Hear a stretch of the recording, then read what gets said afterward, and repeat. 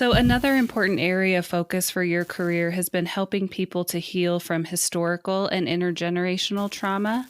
Mhm. I'd love for you to share with us the impact of historical and intergenerational trauma. Absolutely.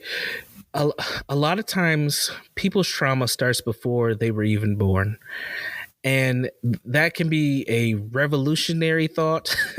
That can be a very scary thought for some people. But really, it's a thought for people to really just enhance their awareness of how things happen and how they impact who you are today.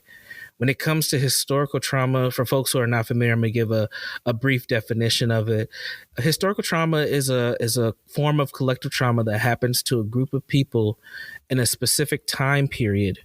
That unfortunately, what ends up happening through what's called transmissions theory and or intergenerational trauma, that trauma is passed from one generation onto the next. So we've seen this with indigenous folks, Native American folks, through various different things throughout the history here in what we now know as the United States, from just being treaties that haven't been upstanded, boarding schools, literally just massacres of people. We see it with people who now are called African Americans, who are once enslaved Africans through slavery in this country. We've seen this in the Holocaust with people from Jewish descent. We see these historical trauma, pinpoints of what happens to collective groups of people. I don't know if there's a ethnic group that hasn't had a historical trauma point.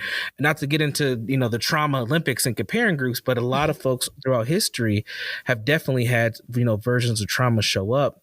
And what that does is those groups of people who survived learn how to cope and move through the situations that happen, and they build culture, and that culture ends up being passed down.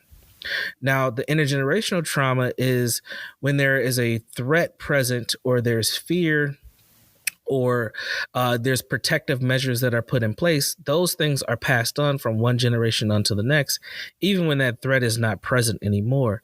And you see this end up happening with a lot of groups who have cultural customs or behaviors or thought processes that at one point in time served them for their survival, but in today's world might not be necessary anymore, because things change over time, and sometimes that trauma looks different, or things get more refined.